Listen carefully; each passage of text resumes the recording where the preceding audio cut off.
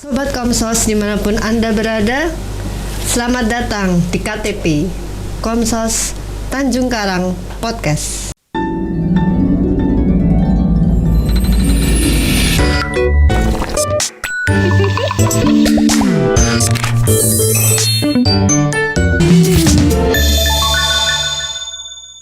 Saat ini telah hadir tamu saya yang istimewa, tamu yang terberkati, dan nanti menjadi berkat untuk semua umat, yaitu Bapak Uskup terpilih untuk Keuskupan Sufragan Tanjung Karang, Monsinyur Vincentius Setiawan Triatmojo. Romo Afin, sapaan akrabnya ketika masih menjadi Romo. Tentu Bapak Uskup tidak akan keberatan jika kita memanggilnya Bapak Uskup Afin atau Monsinyur Afin. Boleh. Suka-suka. Lahir di Sindang Jati 5 April tahun 1971. Anak ketiga dari 9 bersaudara.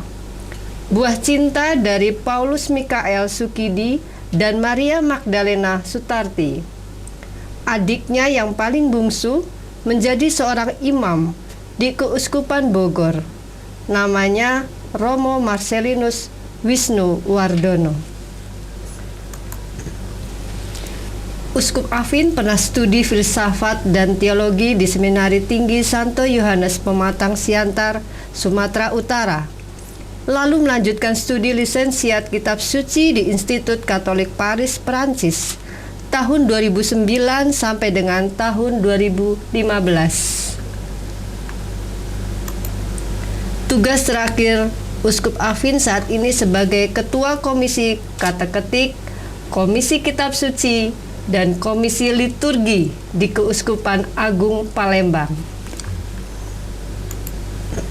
Selanjutnya, per 17 Desember tahun 2022 yang lalu, setelah diumumkan oleh Bapak Uskup Agung Palembang, Monsinyur Yohanes Harun Yono di Katedral Kristus Raja Tanjung Karang, Romo Afin terpilih menjadi uskup di Keuskupan Sufragan Tanjung Karang. Dan beberapa waktu yang lalu, di WA grup para imam Keuskupan Tanjung Karang, tabisan uskup akan diselenggarakan pada tanggal 1 Mei tahun 2023 di Paroki Ratu Damai Teluk Betung pada jam 9 pagi waktu Indonesia bagian Barat. Sobat Komsos, tentu ini kabar sukacita untuk Gereja Keuskupan Sufragan Tanjung Karang dan semua umat Katolik dimanapun berada. Bapak Uskup Afin, selamat jumpa. Apa kabar? Sehat, Suster. Luar biasa. Bapak Uskup, berita pengumuman terpilih uskup baru di Keuskupan Sufragan Tanjung Karang pada tanggal 17 Desember yang lalu, baik yang diumumkan oleh Bapak Uskup Emeritus Monsinyur Aloysius Sudarso SCY di Palembang maupun oleh Bapak Uskup Yohanes Harun Yono di Tanjung Karang menjadi kabar sukacita bagi seluruh umat, khususnya umat di Keuskupan Sufragan Tanjung Karang. Setelah menunggu sekian lama, kami berdoa, menanti dan terus menanti sampai sekitar 1,5 tahun. Akhirnya penantian itu menjadi kenyataan. Nah, bagaimana perasaan Bapak Uskup sendiri saat ini, dan khususnya pasca pengumuman dan hari-hari yang lalu sebelum pengumuman uskup baru? Baik, Esther, terima kasih atas pertanyaannya.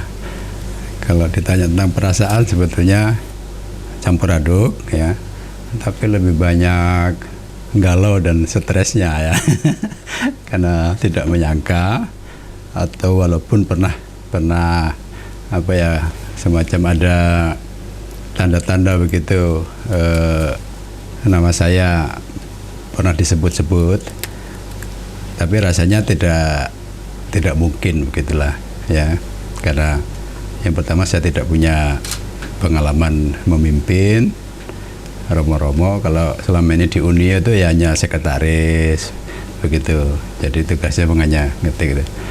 Yang harus ngambil keputusan memimpin romo-romo itu tidak pernah saya alami begitu ya. Saya pekerja lapangan lah, jadi tidak berpikir untuk bisa memimpin orang gitu. Jadi lebih dominan ya kalau kalau terus ya tidak percaya begitu ya. Setelah diumumkan itu sampai HP-nya kayaknya di-off-kan ya Bapak Uskup Iya, ya? saya kebetulan sudah punya janji membantu di stasi dari paroki Santo Paulus Pelaju. Ya, situ daerah kebun sawit, jadi punya alasan seolah-olah tidak ada sinyal di sana. Saya matiin sampai hari berikutnya, ya, ya, menghilang lah. Ya, tapi saya hari Sabtu sebelum pengumuman itu, ya sudah tahu akan diumumkan kan, saya nyepinya ke kuburan, ke kuburan Gandus ya. Karena simbolnya apa ya? Saya simbolnya ya mencoba mencari jawaban sendiri di situlah di antara komunitas yang sudah tidak dapat berbicara ini. Ya, saya kurang lebih di situ hampir 2 jam ya. Tapi kemudian kan ada pekerja yang sedang membuat nisan dan segala macam, saya coba tanya-tanya mereka begitu ya. Karena saya juga punya apa ya, andil waktu mulai dan membeli tanah di situ segala macam. Jadi saya melihat perkembangan kuburan itu makin lama makin banyak gitu. Jadi baru beberapa tahun sudah hampir penuh ya. Tapi memang kemudian ada tanah yang sudah dibeli, dan itu bukan gara-gara tapi berkat jalan tol yang lewat di situ dan kuburan itu kena, kita punya ganti untung yang bisa beli tanah lagi untuk kuburan. Nah, yang dipikirkan kalau kuburan berarti soal hidup yang akan datang begitu. Ya, lalu kesimpulannya ya sebetulnya saya bisa menolak, tetapi karena yang harus pikirkan adalah kebutuhan gereja, ya harus mengatakan mau walaupun sulit begitu. Harus taat ya Bapak Uskup ya? Mungkin tidak soal ketaatan ya, soal cinta ya, soal mencintai. Ada yang lebih besar. Mencintai gereja ya, yes. Baik Bapak Uskup. Bapak Uskup bisa diceritakan secara mendetail ya, bagaimana proses Bapak Uskup dipanggil oleh Nunsius dan akhirnya diinformasikan penunjukan Bapak Uskup sebagai Uskup Tanjung Karang. Itu prosesnya bagaimana Bapak Uskup waktu dipanggil? Detailnya panjang nih Suster ya. Yang detik-detik akhir aja ya Suster ya. Ya. Detik-detik akhir itu kurang lebih saya itu susah mengingat angka-angka dan data ya. Sebenarnya sekarang sudah ada tanda-tanda. Monsinyur Harun juga nyoba tanya gimana, sudah operasi belum matanya begitu kan? Nah, karena kan saya belum operasi yang satu ini, yang satu sudah katarak. Operasi katarak ya, karena ini -7,5 Saudara ya. Ya dulu sebelum pandemi yang satu sudah. Nah, artinya karena itu dulu diingatkan untuk kalau nanti terpilih harus sudah sehat begitu ya matanya. Karena nanti kalau ngurus umat tidak bisa melihat kan bahaya. Nah, lalu Monsinyur Emeritus juga gitu, gimana sudah operasi matanya? Semua kok menanyakan operasi mata. Jadi saya simpulkan waktu itu berarti ada mungkin saat yang makin mendekat untuk pengumuman itu. Lalu mulai bingung ya. Tadinya kan seperti tadi saya katakan tidak percaya, tidak mungkin lah. Apalagi saya tidak ada kaitan dengan Tanjung Karang, ya, tidak ada kaitan dengan Tanjung Karang. Kalaupun mungkin nama saya dulu masuk, itu artinya ketika Monsinyur Emeritus mengajukan pensiun itu, berarti nominasi atau calon untuk Palembang ya untuk kapal. Ya lalu tidak terpikir lagi karena sudah ada Monsinyur Harun yang mengganti kan. Sudah jadi berlalu lah seperti biasa melaksanakan tugas sebagai ketua komisi 3 komisi ini ya kan, sibuk di situ, tenggelam di situ. Tapi kok sepertinya selalu disinggung gitu, mulai kurang lebih bulan Februari itu kan ada banyak apa yang bertanya begitu ya, entah kurikulum vitae, entah ya data-data pendidikan, lalu tugasnya sekarang di mana, ada dari suster, ada dari teman Romo. Nah apa ini, apakah memang mau dilanjutkan begitulah ya. Karena sebetulnya ya sudah tahu, akhirnya menjadi tahu ya. Kalaupun orang bilang prosesnya rahasia, ini kayaknya nggak rahasia karena orang ya yang datang bertanya juga dengan pertanyaan-pertanyaan yang tidak biasa kan. Misalnya ada satu suster dari Caritas yang mau coba wawancara, ngomongnya untuk menulis buletin di novisiat Caritas karena saya melatih musik di situ dengan rebana ya kan, supaya juga dikenal oleh komunitas. Tapi pertanyaannya sudah menjurus ya untuk tugas yang pasti bukan hanya sekedar membantu di komunitas novisiat itu. Nah, terus saya menjadi tahu kan susternya juga lulusan Roma, maka ya artinya pasti hal yang lain begitu. Lalu Romo Joko sendiri teman seangkatan, lalu dan Pastor Parokin waktu itu ditelepon Nunsius pas kami pergi bertiga dengan sopir, saya di belakang. Romo Joko, saya tahu ngomongnya kan dari Nunsius kan, saya mendengar, berarti mau ditanya soal bagaimana tentang saya. Jadi tidak ada yang rahasia jadinya sebetulnya ya, karena sudah ada tanda-tanda itu ya. Lalu waktu 8 Desember itu ada kekal Suster Caritas ya. Ada rombongan dari Lampung juga ada. Nah, Monsinyur Aloysius nanya, gimana sudah siap? Nah kan, apa ini? Malah juga berpikir mungkin diumumkan tanggal 8 itu. Kemudian ada juga pesta tanggal 14 Desember, ulang tahun Masih Mamat Monsinyur Emeritus. Nah juga sudah mulai ramai kan, kasak-kusuk, mungkin diumumkan di situ. Nah ketika Monsinyur Anton Bunyamin membacakan 3 surat itu, dipikir akan diumumkan. Nah itu seminggu sebelumnya sebenarnya saya sudah dipanggil, bukan dipanggil tapi tidak langsung Nunsius menelpon saya, tetapi Monsinyur Harun yang mengajak saya. Saya punya 3 hari kosong yang kemudian saya manfaatkan untuk cuti ke tempat adik saya di Balaraja itu ya, untuk ya buang stres sebetulnya. sudah mulai stres di situ. Begitu pulang Sabtu Minggu saya di Palembang, Minggu dipanggil Monsinyur Harun untuk ya, diajak makan siang bersama, tapi saya waktu itu masih punya janji sehingga saya katakan nanti saya malam datang, baru bisa datang Monsinyur. Nah, sampai di Keuskupan cuma diajak bicara 2 menit, langsung dikasih tahu bahwa besok pergi dengan saya ke Jakarta. Nah, sudah di situ makin jelas. Makin jelas tapi ya makin tidak jelas. Lalu ya sampai di Jakarta, di perjalanan berdua itu saya nggak bertanya sama sekali kepada Monsinyur Harun, ya menebak bahwa mungkin nanti disuruh ngadep gitulah.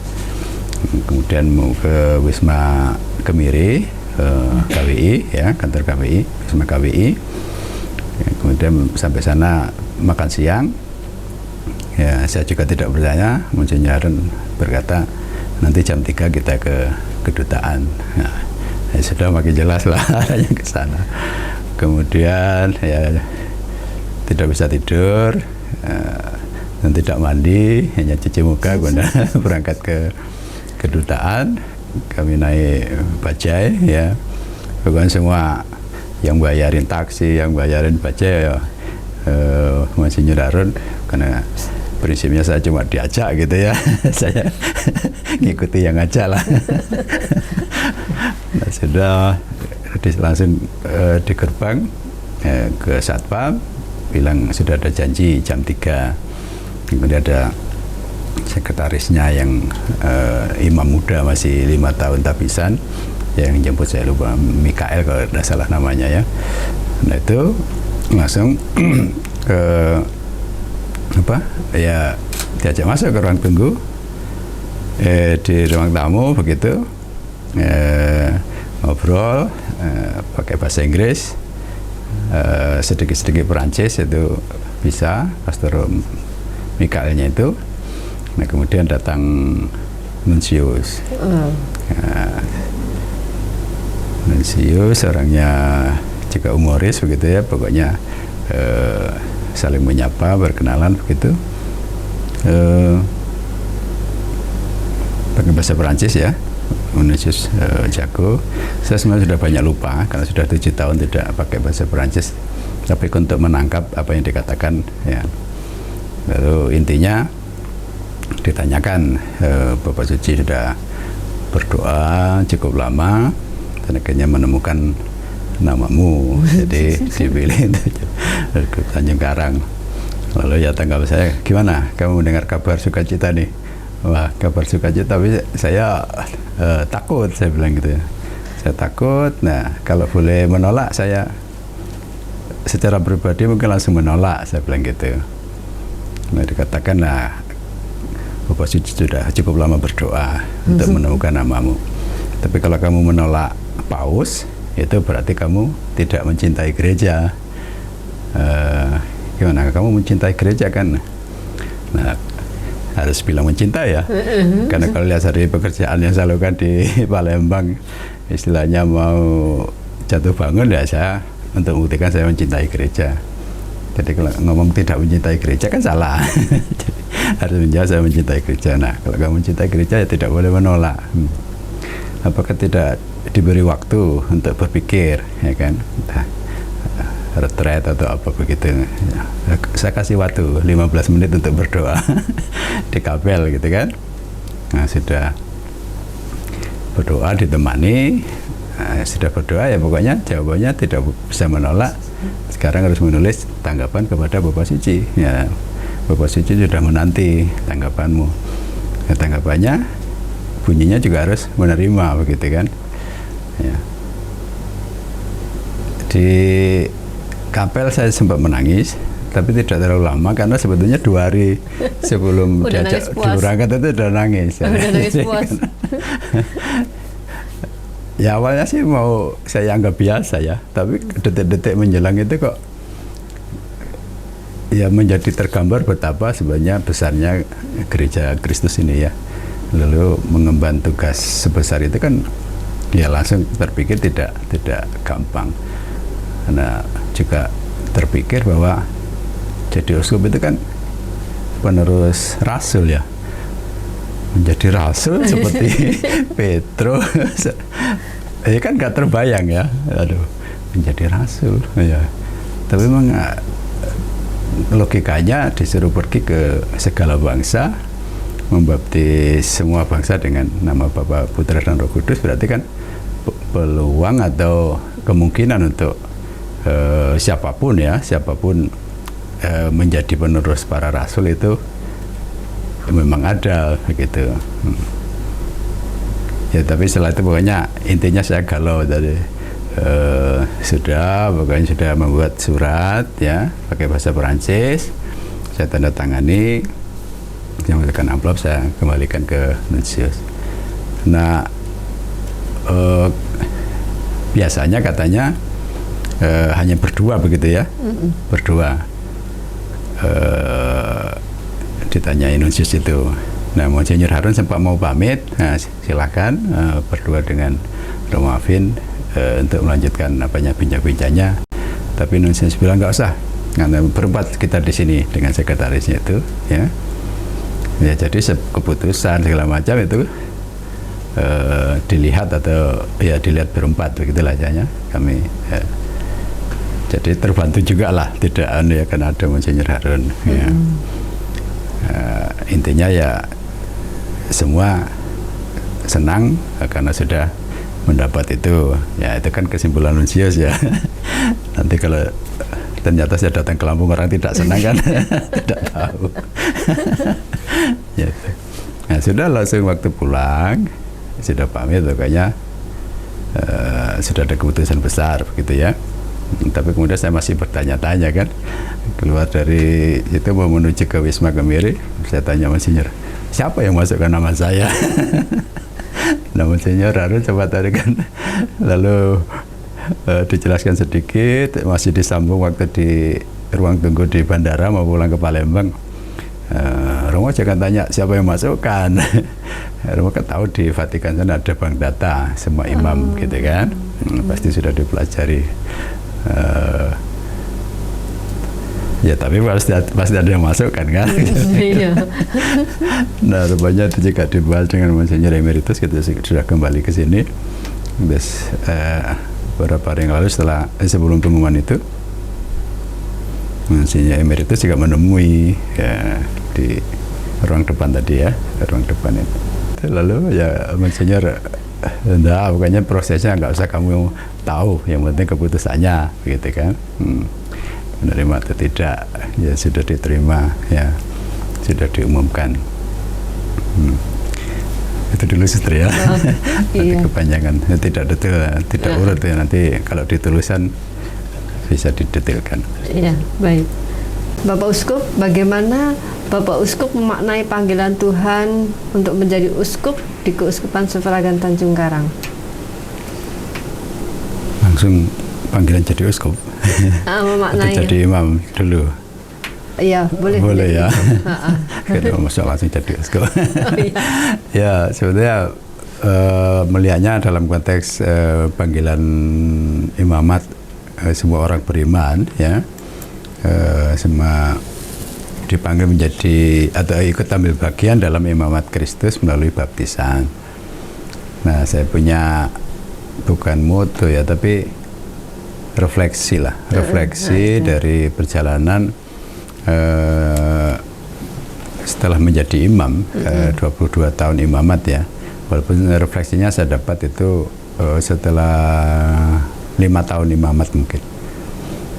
Kebetulan juga pas ngajar seminari untuk apa ya, membantu seminaris menemukan motivasi kunci tentang panggilan, karena kita tahu bahwa tidak banyak yang jadi begitu ya, ketika banyak yang masuk tapi mungkin sedikit yang jadi. Iya. Nah saya itu juga berpikir keras untuk memaknai panggilan ini. Saya punya kesimpulan semua orang punya tempat dalam panggilan imamat ini, dan saya mengambilnya begitu, karena semua orang punya tempat dan saya mengambil tempat itu. Jadi memang akhirnya keputusan bebas pribadilah yang menentukan begitu ya, untuk setelah memilih dengan bebas ya mengambilnya dan mempertahankannya begitu. Tapi karena juga tidak gampang sebetulnya memahami itu, karena itu apa ya, sangat pribadi mungkin pengalaman itu ya. Ya sudah, artinya kalaupun banyak yang menyerah, saya karena punya tempat ya pokoknya saya ambil lah. Mungkin kalau mau dikasih ilustrasi kan, kadang ketika sudah seminaris, sudah frater tapi mundur, nanti biar anak saya yang melanjutkan misalnya ya. Nah itu sebenarnya kan tidak pas, karena sebenarnya masing-masing punya tempat itu. Jadi saya ambil tempat itu, atau kalaupun jatah ya jatah saya begitu ya. Nah tapi kalau sudah mengambil berarti juga harus serius menghidupinya begitu. Karena ini panggilan yang menurut saya tidak ada di tempat lain, itu kan hanya ada dalam gereja Kristus gitu ya. Itu tadi seperti yang soal menjadi penerus rasul tadi kan. Ya mungkin di tempat lain nggak bisa bicara seperti itu. Itu memang khasnya pembicaraan gerejanya Kristus ini ya. Ada ciri apostolik dalam gereja kita ya. Nah lalu ya, kebetulan saya pernah ikut kaderisasi yang khusus ya selama 1 bulan. Nah dikasih prinsip-prinsip yang menurut saya memang sangat membantu saya untuk apa ya, menjalani panggilan ini ya dengan sungguh-sungguh. Karena ada prinsip pertama itu, tidak mau ada yang tidak beres ya. Mau walaupun sukar, kemudian harus 100%. Lalu misalnya setiap ada yang tidak hadir ya, tidak boleh menceritakan orang yang tidak ada. Nah, itu ada prinsip-prinsip dalam kaderisasi itu yang kemudian ya membentuk saya untuk, kalau saya bekerja ya demi pekerjaan itu sendiri, kalau saya berbuat baik ya artinya demi berbuat baik itu sendiri, tanpa intensi, tanpa apa istilahnya kan, motivasi-motivasi yang lain. Nah, maka panggilan imamat juga saya refleksi ke sana. Saya punya tempat tadi, lalu saya harus serius, sungguh-sungguh, tahu juga bahwa menjadi imam berarti menjadi pelayan. Nah, itu artinya harus ada usaha untuk memperlengkapi diri dengan sarana-sarana yang memang cocok untuk menjadi pelayan begitu. Nah, memang sih kadang juga langsung terpikir mengikuti Yesus dipanggil menjadi pemimpin yang harus melayani ya. Tapi ya ketika melayani terus ini ya jangan-jangan nanti apa disuruh memimpin. Nah, walaupun sebenarnya mau yang diambil tuh ekstrim pelayannya ya, aku melayani semua orang, mencintai semua orang gitu. Jadi, nah seperti tadi kata-kata Nunsius itu kan bagus sekali ya, bukan hanya untuk menjebak tapi untuk menyadarkan kita kalau kamu menolak paus berarti tidak mencintai gereja. Nah padahal yang saya hidupi adalah cinta kepada gereja Kristus. Nah lebih dari itu bahwa tugas utama imamat itu kalau disebut sebagai pembawa sakramen itu sebenarnya pembawa keselamatan. Tugasnya untuk menyelamatkan jiwa-jiwa, karena sakramen adalah tanda dan sarana keselamatan. Jadi itu juga khasnya bicara gerejanya Kristus begitu, yang punya sakramen, mulai dari sakramen imamat ya. Dan nanti juga akan misalnya bisa mengadakan sakramen Ekaristi. Sebetulnya tidak bisa disepelekan, tapi kenapa saya sepertinya kalau bicara itu kan tersenyum, tertawa gitu ya. Karena memang apa ya, kalau mau disebut kebijaksanaan tertinggi itu kalau sudah bisa menertawakan diri sendiri. Ada banyak hal yang tidak kita mengerti di luar misalnya cita-cita kita, di luar pikiran kita, apa itu yang terjadi, apa yang mungkin bahkan kita tidak mau sebetulnya justru malah ada di depan kita ya. Nah kalau boleh kita sebut itu sama dengan ini, kita bilang sialan gitulah ya. Sialan tapi yang kemudian untuk makna yang sangat dalam ya. Kita bisa sial kalau mencoba misalnya hanya berpikir untuk kepentingan diri sendiri, sedangkan Tuhan selalu mengajak kita untuk tetap di jalurnya yang harus berpikir untuk melayani semua orang. Nah, maka makna panggilan saya tempatkan di sana ya, tapi ya rasanya kurang-kurang gitulah, kurang ya, mungkin ada cita-cita yang sangat idealis begitu ya, kalau punya apa misalnya program ini harusnya tuntas berhasil begitu. ada yang sudah habis-habisan gitu jatuh bangun, ya. Tapi ternyata belum. Itu tadi kalau saya katakan ya sialan gitu lah, artinya sudah habis-habisan tapi ternyata tidak ada hasil. Tapi dari prinsip yang tadi tidak mau ada yang tidak beres, itu sebetulnya yang dituntut tidak pertama-tama apa ya, hasil yang maksimal, ya, tapi usahanya, ya, usahanya yang maksimal. Ya, jadi orang yang sudah berusaha maksimal, kalau hasilnya nol pun, sebetulnya tidak bisa disalahkan, ya kan, tidak bisa disalahkan. Nah, tapi banyak juga orang yang karena tidak berhasil lalu kemudian menjadi kecewa dan segala macam. Tapi untuk prinsip namanya melayani, ya walaupun sudah berjuang sekuat tenaga, usahanya sudah maksimal, hasilnya nol, itu tidak bisa disalahkan sebetulnya, ya. Baik. Ya. Jawab enggak susah ya, agak susah ya. Maknanya dalam. Maknanya dalam. Nah, misalnya Bapak Uskup, adik bungsu Bapak Uskup kan ada yang menjadi imam ya. Nah, Romo Marcelinus Wisnuwardono. Wardana ya. Berarti ini kan keluarga Bapak Uskup itu keluarga terpanggil, keluarga kudus. Sebenarnya nilai-nilai apa yang ditanamkan oleh orang tua sehingga Bapak Uskup dan adik itu menjadi imam? Bisa diceritakan pengalaman-pengalamannya? Ya, kalau bicara tentang keluarga ini sebenarnya saya bicara tentang surga ya, surga. Tapi yang mau saya tekankan lebih kepada bagaimana benih-benih iman dan cinta itu ditanamkan. Bapak dan Ibu tidak murni dari Katolik ya, tapi setelah di Katolik itu Katolik yang ya menurut kami lah anak-anaknya ya luar biasa begitu ya.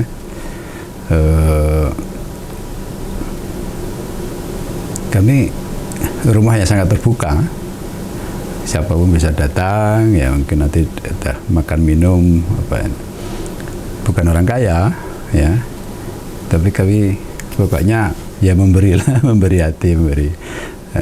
Maka kalau saya singkatlah, ada pengalaman-pengalaman pulang ke rumah, waktu seminari, frate, sudah jadi Romo ini, kalau menurut saya ya mengalami surga begitu ya. Karena ada cinta yang mempersatukan kami, dan yang kami bicarakan sebetulnya tentang ya kebahagiaan mengikuti Tuhan gitu lah. Nah, karena sudah di surga, kalau kami pulang itu walaupun saya Romo, mungkin tidak pernah ngajak berdoa karena sudah di surga. Jadi refleksinya itu ya hidupnya senang terus gitu lah ya. Nah, tapi Bapak Ibu sudah kembali kepada Sang Pencipta. Bapak sudah mau 3 tahun, Ibu mau 2 tahun ini. Ya, persis setahun Bapak Ibu nyusul. Nah, sebenarnya tidak terlalu apa ya bersedih, karena ya kalau saya pribadi merasa ya sudah waktunya dan cukup lah. Nah, tetapi juga mungkin refleksinya memang harus cepat pergi untuk ya mungkin berdoa yang lebih apalah ya. Nah, tapi tidak pertama-tama untuk saya, tapi untuk seluruh ya, untuk seluruh keluarga begitu. Mungkin kalau masih tetap hidup ya malah banyak menderita ya, banyak menderita begitu. Karena Bapak sakit cukup lama ya. Sakit apa Bapak? Waktu itu ya stroke, kemudian ada asam urat segala macam, sampai tulang-tulangnya nggak bisa digerakkan begitu. Waktu tinggal tulang diangkat adik saya itu aja kayaknya berat sekali. Cukup panjang. Lebih-lebih ketika waktu saya mau berangkat studi ke Perancis itu, pas parah-parahnya Bapak tidak bisa bangun di tempat tidur, tapi di mbak saya di Jakarta ya, di Tangerang. Nah, itu saya pas pamit di kamar saya tanya ya, nunggu saya pulang enggak gitu, karena sudah parah ya, sudah parah. Yang kami pikirkan pasti Bapak akan cepat pergi gitulah. Dijawab ya nunggu.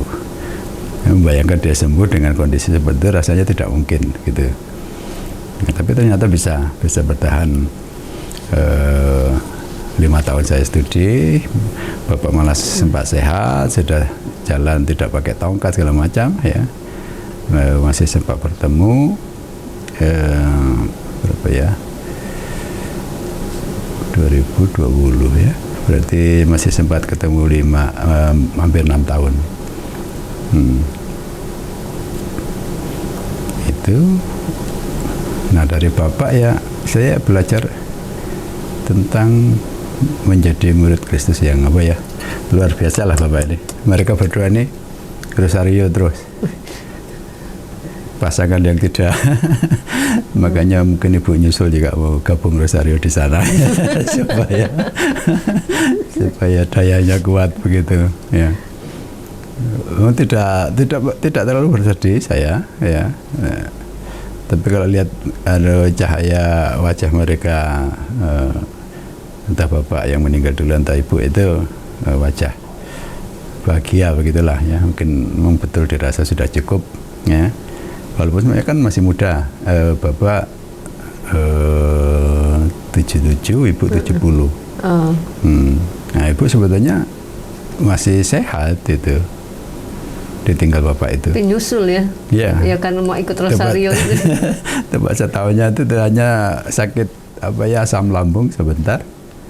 Nah, dan itu hampir sama prosesnya ketika Bapak pamit itu malam sebelumnya itu video call kami keluarga besar gitu ya. Tidak pernah Bapak pamit duluan untuk istirahat ya, itu jam 12 malam. Karena itu tadi, kalau sudah video call atau bertemu dengan anak-anak, ngobrol itu ya surga tadilah. Nah, tapi ya malam itu pamit, Bapak tidur dulu ya. Tapi jam 4:30 pagi, 12. Nah, dengan Ibu juga sama. Ibu lagi mengeluh, sakit, itu kumat asam lambungnya, video call. Nah, biasanya Ibu juga mau sampai jam berapapun tahan gitu video call itu. Tapi malam itu juga Ibu pamit duluan ya. Itu saya sebenarnya sudah punya firasat ya. Karena nggak pernah pamit. Nah, paginya itu saya ada rekoleksi dengan Legio, ada kemah di Podomoro itu. Lalu udah capean, ya malam video call sampai hari, kemudian kemah, acaranya sampai jam 12 saya tidur di rumah retes saya di Podomoro. Nyenyak sekali. Nah, waktu bangun itu saya membaca kok ada ucapan duka itu. Saya pikir anak adik saya yang kebetulan prematur ya, mungkin itu. Tapi setelah saya buka betul ternyata Ibu yang saya kamar tidurnya ada kabar seperti itu, cuma bingung aja, pasrah aja sudah. Bagus. Tadi kan mengatakan keluarga itu sebagai surga ya. Berarti maksudnya itu tidak pernah bertengkar atau bagaimana? Kalau kecil sih ngalami Bapak Ibu yang bertengkar ya. Tapi setelah kami semua pergi dari rumah itu, yang Bapak kemudian tinggal berdua sama Ibu, kadang ditemani ada 1-2 anak yang masih di situ ya. Itu pokoknya isinya tuh rasanya tuh mereka tuh doa.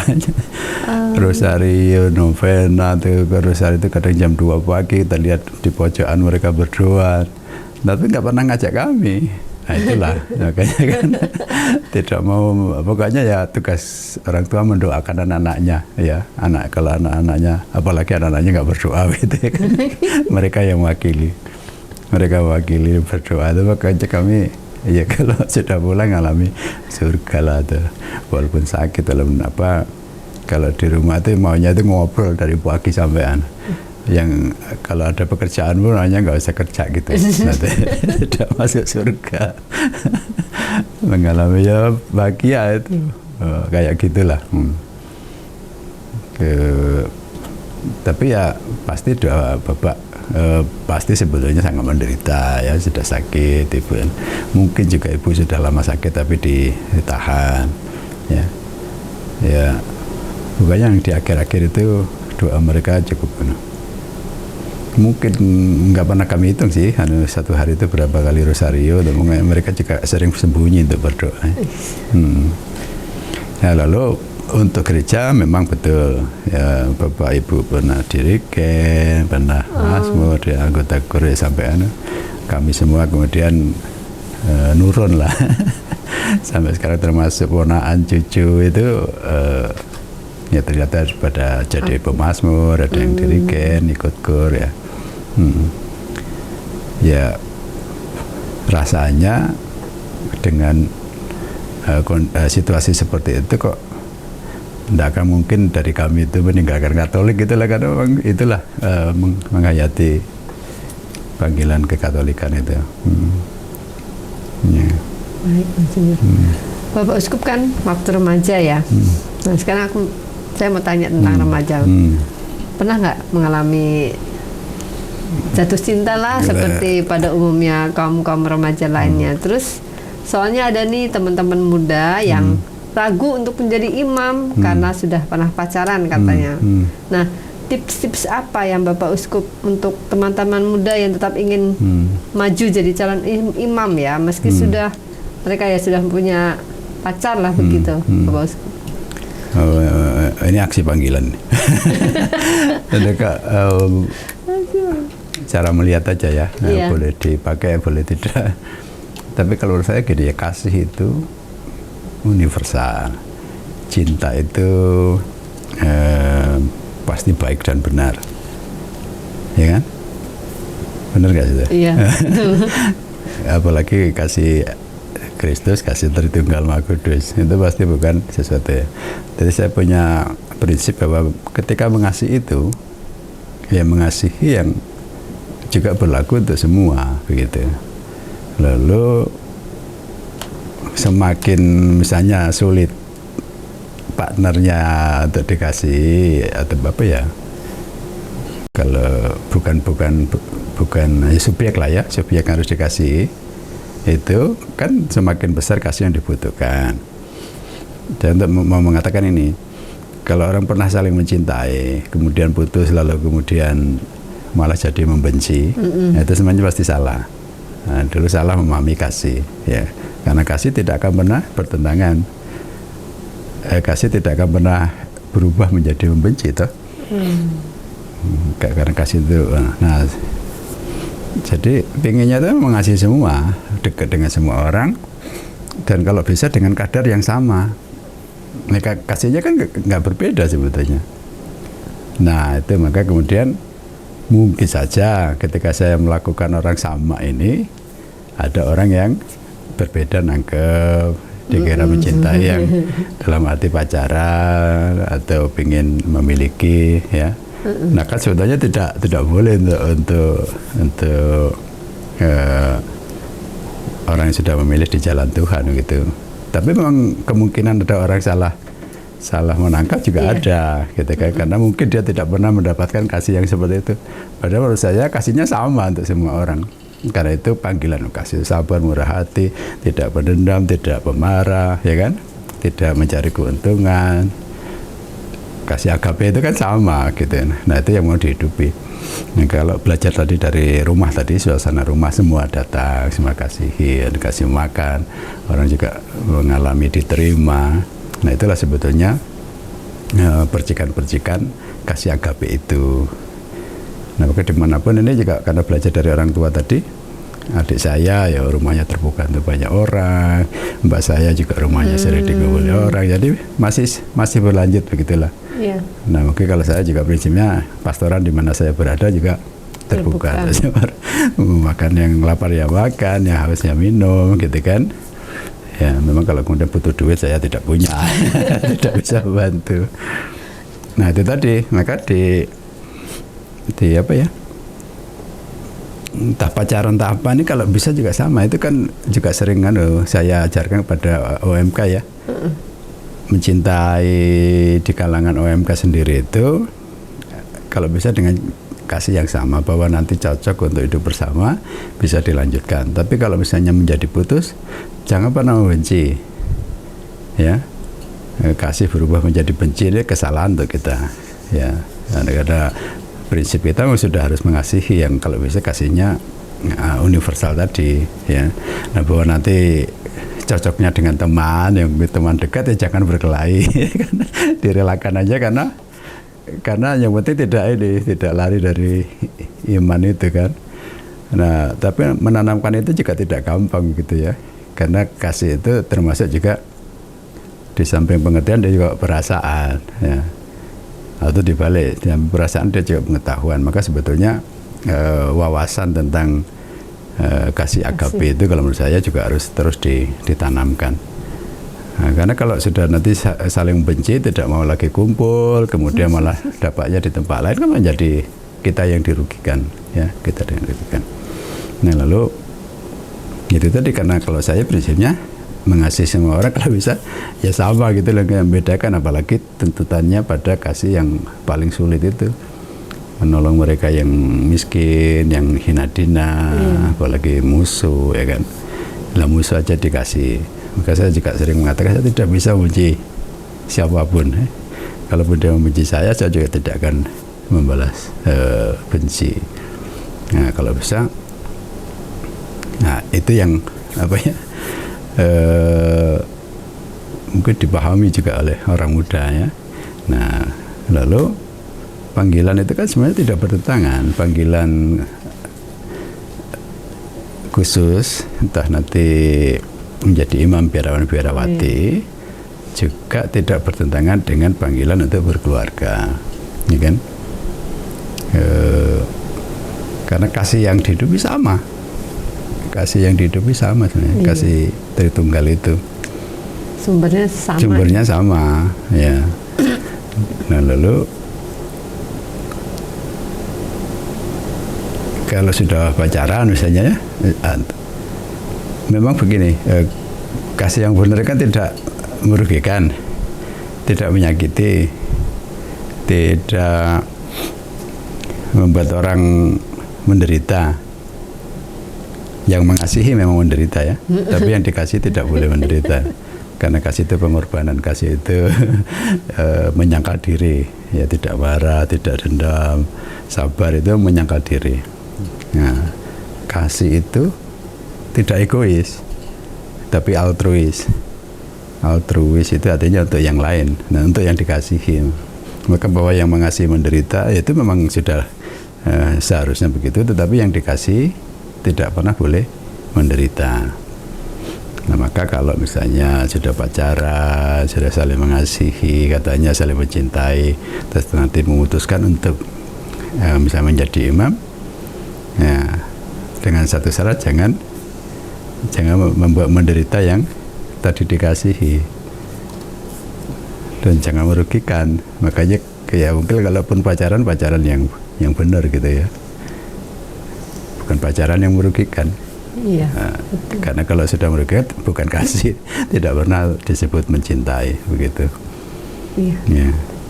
Nah, tapi itu tadi ada yang mungkin rumusannya lebih mencintai Kristus daripada pacar saya, ya.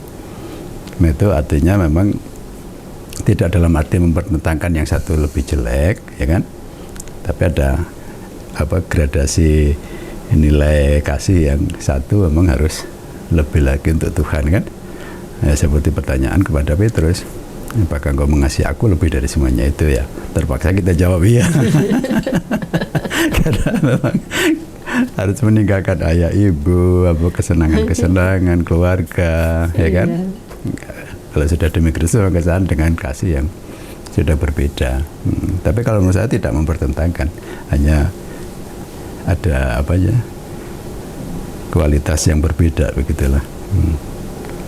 Oke, jadi tetap terbuka untuk walaupun pernah pacaran ya, bisa jadi imam, ya. Atau malah ya harus punya pengalaman dulu ya. Enggak harus sih. bisa dipikirkan aja. Motivasi kuat apa yang mendorong Bapak Uskup memilih menjadi seorang imam akhirnya itu? Motivasi. Tadi ada tempat, semua punya tempat, yang saya ambil. Saya mengambil jatah saya dengan risiko itu tadilah, sudah hidup secara berbeda, ya. Ya, lalu Saya itu tadi mungkin sudah terbantu dengan bekal yang saya dapat di keluarga. Karena mengikuti Kristus menjadi imam berarti menyerahkan diri untuk melayani banyak orang. Nah itu kalau tidak terlatih sebetulnya kan sulit. Karena itu tidak hanya soal kebiasaan, tapi nanti kalau harus menjadi karakter ya. Nah itu juga misalnya yang saya hidupi dulu di seminari menengah, sebelumnya di asrama waktu SMP, dan sebelum asrama di rumah. Jadi semuanya semua berkelanjutan. Saya merasa dibentuk untuk menjadi orang yang kalau bahasa Inggris itu apa ya, man for others. Ya. Walaupun mungkin ya dalam arti tertentu kan kalau sudah namanya kepentingan ego itu kan bisa sangat halus ya.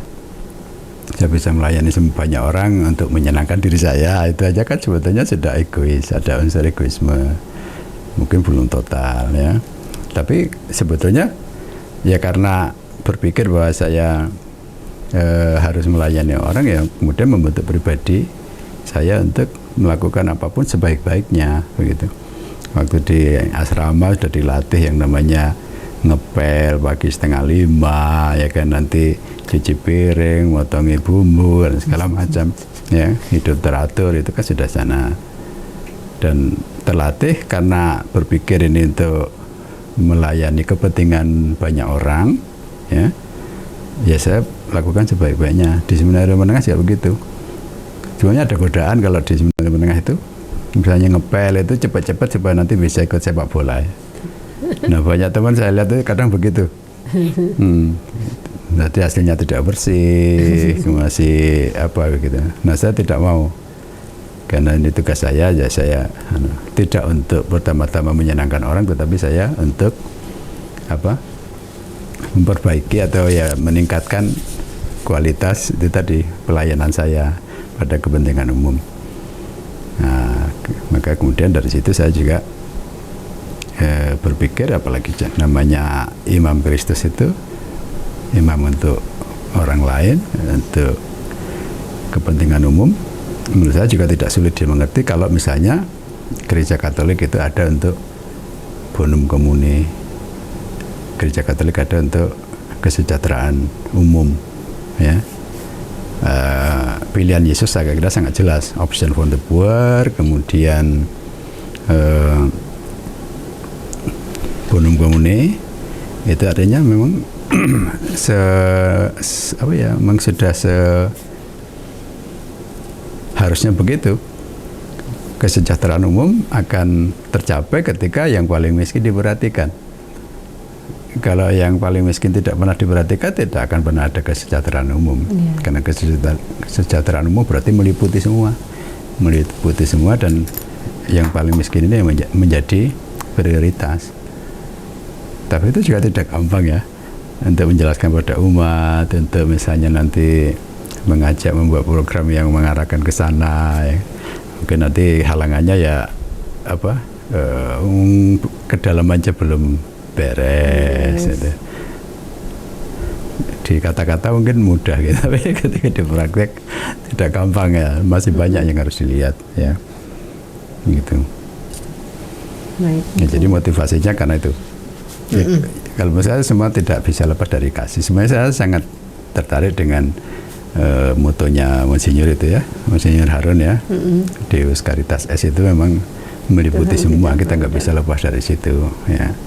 Nah kasih yang sejati ya kasih untuk seluruh umat manusia ya. Allah adalah kasih ya, Allah yang ingin menyelamatkan semua orang gitu.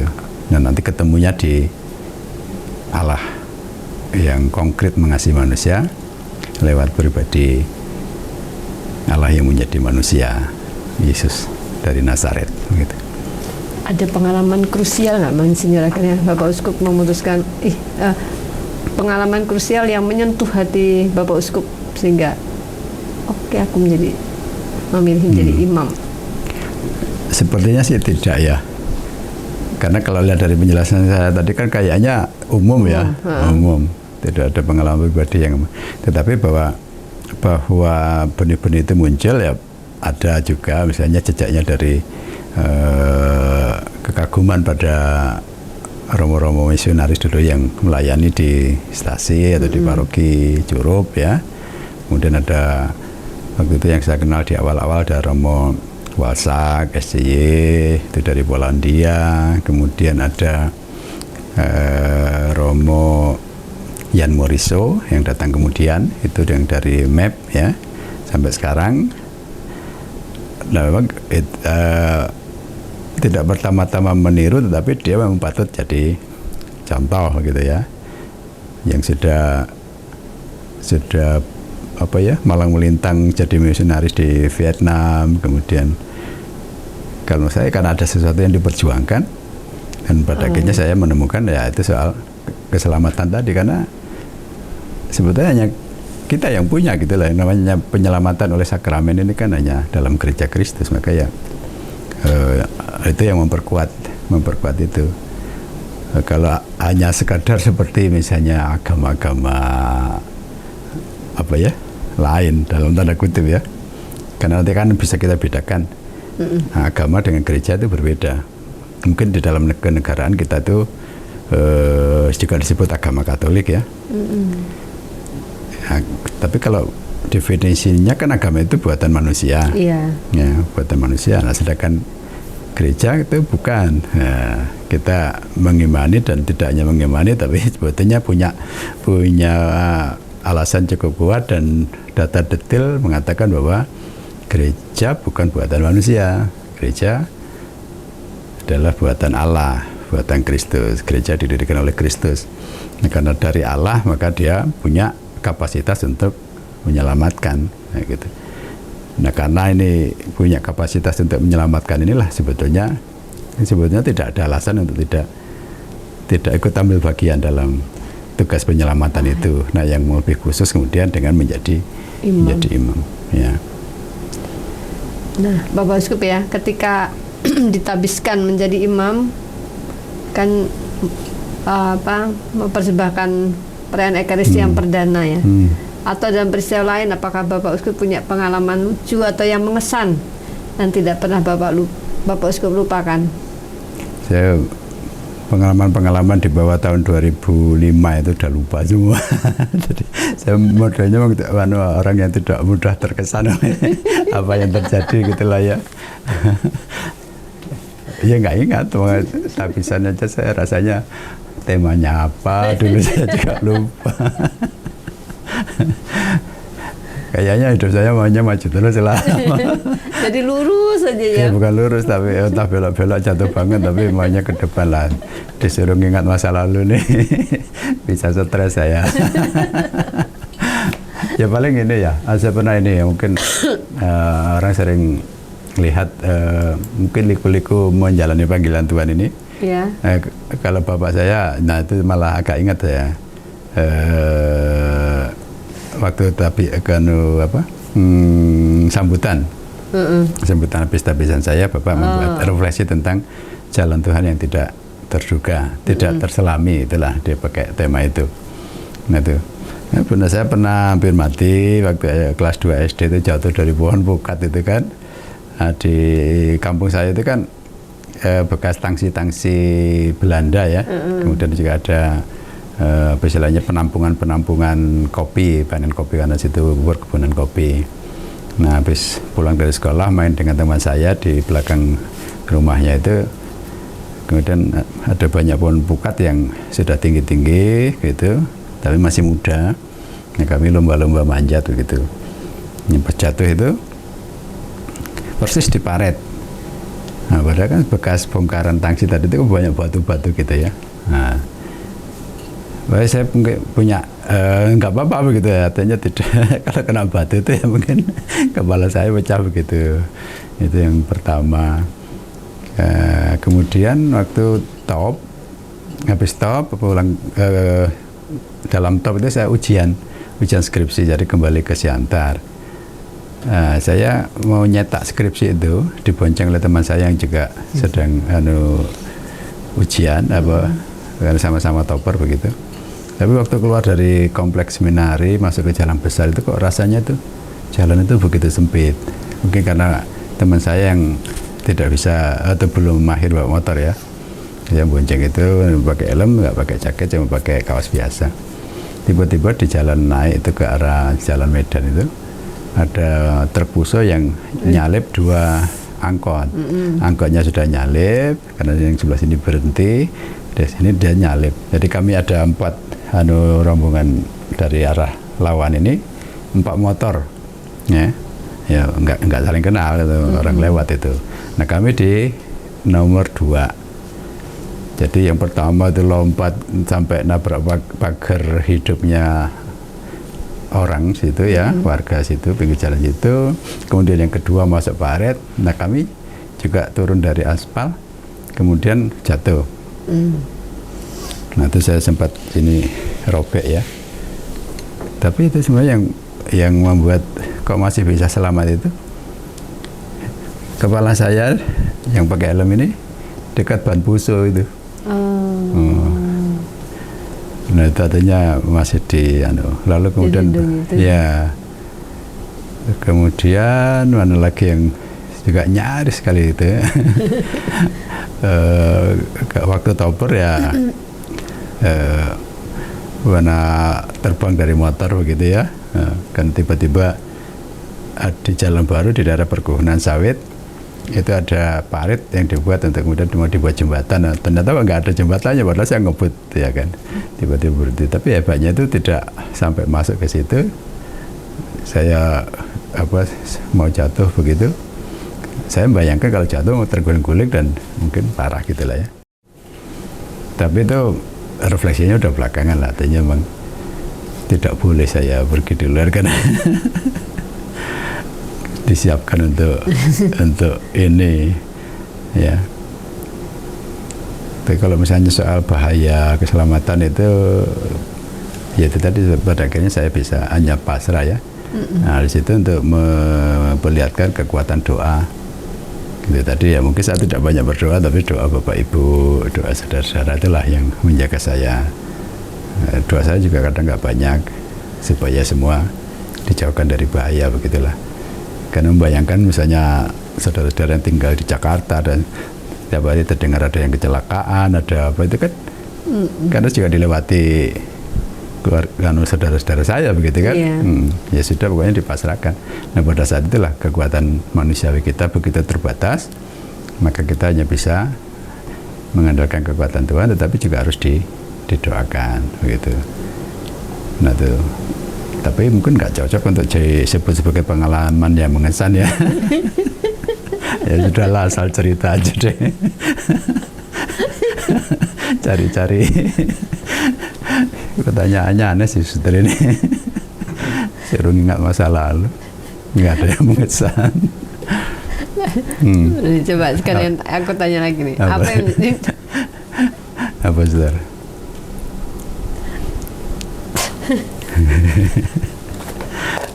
Aduh gawat ini. Apa yang menjadi kekuatan Bapak Uskup sebagai imam? Menjadi kekuatan Bapak Uskup apa sebagai imam? Kekuatannya apa ya?